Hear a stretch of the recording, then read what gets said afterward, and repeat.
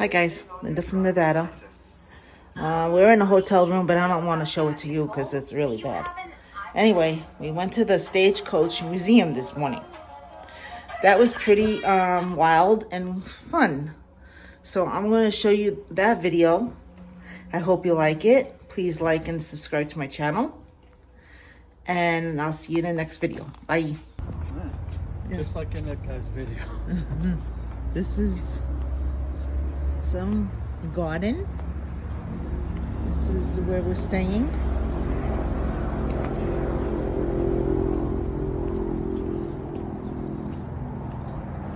We have to walk around the rose garden.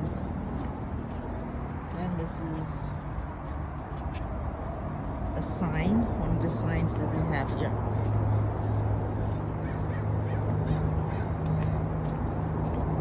Then we'll have to find the pool, which probably this is it, right over here. Let's see what kind of pool it is.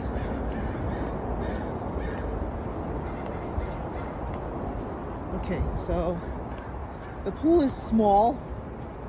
It's not big, as you guys can see. New timber This school. is the Stagecoach Museum that we'll be touring. And these are the posters. So feel free to enjoy these poster boards. You'll see that inside the inn, we have a variety of exhibits, which includes Jungle Land. You'll learn more about Leo the Lion in our Jungle Land exhibit. We also have one of the largest exhibits upstairs of phonographs and gramophones, which was donated to us. We also have one of the... Okay, this is the house, a mansion. It was built, the original was built in 1800s, but then it was burned down and is rebuilt in the 1970s. Don't like mannequins? I'm sorry, we do have them, yes. So just look at the outfits on them, okay? Because most of the outfits are from our collection, so they're from that time period. So this is the parlor. For those of you that don't know a lot about the museum, but since you had to wait, maybe you found out a few things, this is not the original building. So it was built by James Hamill of Santa Barbara when he found out Stagecoach was going to run from Santa Barbara to Los Angeles. And this was going to be a halfway point. Stagecoach rides sound kind of romantic, but they were uncomfortable. So this would have been a halfway stop. Good idea, so good businessman from Santa Barbara. A month before he was going to open it on the 4th of July, Ford, the Big would have done fine and was doing fine, and then a horrible drought hit. So he also had other land and he lost everything. So, right, it was a sure of 70. Okay, any of you play? Sometimes I play a little. Yeah, would you like to play? Oh, yeah, right. If you play, yes, we allow playing. Now, do know there is one key that sticks. Sorry. Nobody will tune it anymore. They go 1870, we're not touching that anymore. This one? Yeah, That's the D, one. Yes, the D sticks, yes. Remember?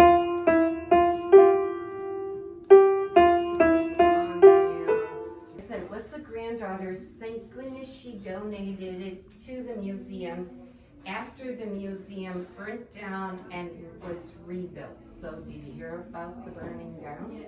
Yeah. Yes, we did. Right, when they were enlarging the freeway and they moved. Okay, his brother, having a ranch not far from the hotel, they went to school with the Hay girls, well, all the Hay children, when it was the orchard, his wife, Teresa. They originally were very successful farmers over on the plains, over the hill in Oxnard area. They moved over here after the drought. And they did so well that he wound up using the most modern farming techniques, so kind of a wealthy farmer. They had turkey a meal here. You would pay extra, I think $1 extra to have your meals, but you probably would be served on china like the Blue Willow was very popular at the time. This is actually the wedding china of that lovely couple over there that you're looking at. Okay, the Hunts. And the Hunts family wound up donating this to the museum as a complete set, which is pretty cool. Their wedding china was from 1903. The young lady, Miss Thompson, was an early school teacher in the original timber school. And school teachers at the time could not live alone, heaven forbid. So part of your pay as a teacher was to have room and board with a respectable family that lived not far from the school. She was lucky she got to live with the Hunts on their ranch, and they had several very handsome sons. And she wound up, the butter was served on this. Okay, it was a round patty of butter. This is a crummer because, you know, laundry was only once a week, even in hotels. Although with this tablecloth that we chose, I think it would be kind of hard to do this, you know. Yeah, I think that would be kind of hard, but it looks very pretty with china. Yeah. So the crummer, because some people with spoons, and also the little tiny spoons were there. I went, nice touch. Yeah, people would put on their own salt. Yeah. Sorry for Anything going in and out, you don't guys, but recognize I what the can't heck keep the is spoon this? on that so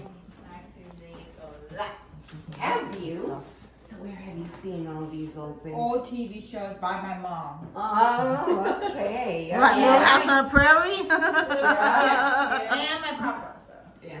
Little House on the Prairie, right. Then the butter churning would be on the wooden one, and there's a wooden one in the corner behind the cabinet.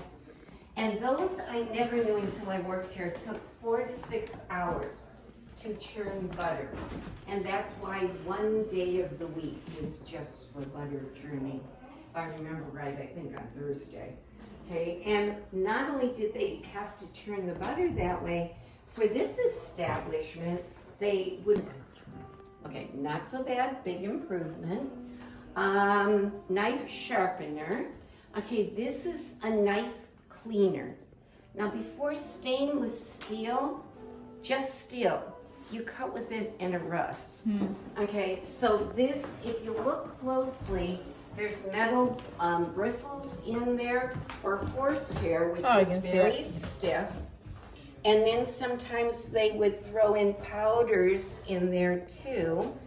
And then they would go around, around, around. Everything went around and around, or up and down. Water reservoir, that made it even more convenient. You'd put your hot water in the bathtub once a week. Whether you need it or not, you could have a bath. Okay, and the bath was in the kitchen because it was warm in front of the stove. You'd fill it and you'd churn How it. many butter churns are there? In here, there's the 2 oldest, the more modern one, and then this one. 4. Yes, yes there are. Okay, this is an ice cream maker, coffee grinder, and these different implements are for cleaning the rugs. Oh. Yeah. After it was moved up from the freeway, and they were starting to open That's the up for original business building. as a museum. Looks a little rough. It was a little rough. This is what happened to it, unfortunately, in 1970. It just burned. These are the remnants of a silver set that looks much like the one you saw. Yeah, that's really all. Or the residents. Okay, actually, the owner and the proprietors did not really live in all of this side. They had this, I know, mannequin bedroom. and the music room, which we'll find on the other side. I don't like that. No? All the dolls looking at you. Yeah. Go The story one time. thing was the little baby's crib or bassinet or whatever you want to call it. Okay, we get all these wonderful things through donations, but that was one of the weirdest donations. And it was kind of around at the time that it happened. This young woman came, birth of our child. I really loved it, but I don't want it anymore. It's haunted. And we're looking at her going, are you sure? Pretty, and it belonged in the family. And she said, no, she left the baby, and the baby was soundly sleeping and went trying desperately to get something done. I remember those days. And all of a sudden she heard the baby crying again. So good mama. She went back to check, and by the time she could have argued with her, we had our youngest head colic. And it was so severe, the doctor said I never give medication for babies, but yours needs something, because this is nuts. If I had a relative from the grave that would help me walk my child and keep it from and they would want to eat separate than the guests, whom some of them were, cowboys. And Julia Haig did collect butterflies, and there's stories about her paying local children for butterflies, but they wouldn't be all those exotic ones. I don't know how she got those. They didn't have, the internet. How many pianos they have in this place? Yeah, this is a pump organ. Okay, because you couldn't take a grand piano up here, and they were musical. Yeah, so it's a pump organ. The problem with this pump organ, even if you play organ, you'd have to pump it, but you'd also, at the same time, have to have your legs go back and forth like this, and your feet go up, and I couldn't. Yeah, right? I don't know how they did that. Now, our most prized possession is actually the Jenny Lynn spindle bed for a few reasons. First, it was Jenny Lynn spindle bed, and there's a lot of them on the East Coast, not too many on the West Coast. The second reason was it did not burn in the fire. It was in the original museum, but you look at it, it's wood. Because of all those lovely... Look at all these Victrolas. Okay, this is all one man's collection. He's pictured here. Ken Kilborn was like the sweetest person in the world. He was a docent here, like me, a volunteer, for years, and occasionally he would take part of this amazing collection and bring it over. I'll tell you a story in a minute.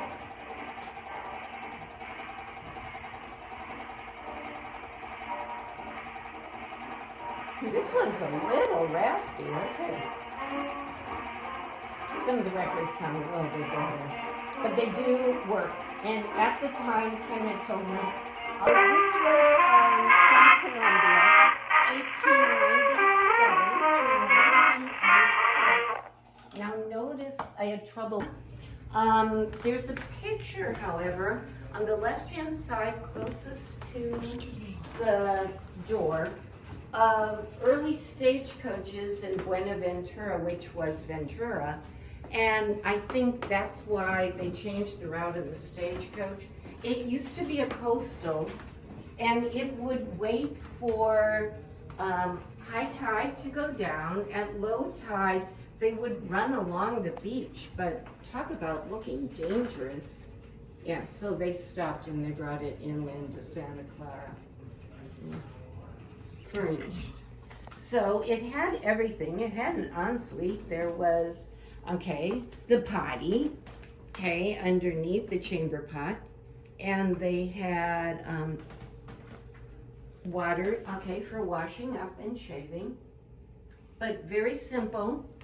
If you lived in this area, you might have at least heard about Jungle Land. It was where the Civic Arts Center is now, close to the freeway. It was an animal training center, zoo and an amusement park. So animals were trained for the movie industry as well as for the amusements. They had lion acts as pictured there, tiger acts. They had the first international woman tiger tamer, Mabel Starks. She ended her career here in Jungle Land. They had acrobats, and this man is one of our volunteers here. He was an acrobat over there at the time. When it closed in 1969, there were 1,800 animals auctioned off. So it got pretty big. All these are movies that used animals, including Bedtime for Bonzo with Ronald Reagan, that used animals from Jungle Land, and Leo the Lion from MGM became very popular. Oh, I can see it. Okay, in the 1800s, fancy work. You would quilt, you would embroider, you'd do things with shells. And then some people got into hair art. And this shows a table. It wasn't just women. This man has a braiding table, and he's positioning, and all these glass tubes hold hair. So he pulled them, and you can see some of these finely woven pieces. Like, I think that bracelet is beautiful, but I wouldn't have dreamed that was hair. Not at all. So finely like that. And this, yeah, you can tell some of it's hair under, you know, the glass piece. But these are wrapped around silver or gold. Silver and gold. And these are all original. And Yes. These are real hair. They're from real that hair. time, Yes. Nothing like Yes, no. replica. This woman is the one, this is half her collection. And the other half is, okay, And study. I'm probably the freakiest thing is the deer head. You're not from the Midwest, you're not used to Nah, I'm seeing okay with the that. deer head. Are you really? So this is an oil painting of Cantonese gift shop by a local painter years ago that did it. We have a very old typewriter that's portable. That's very pretty and soothing, yeah. So men would collect their guns and their fishing and their rifles.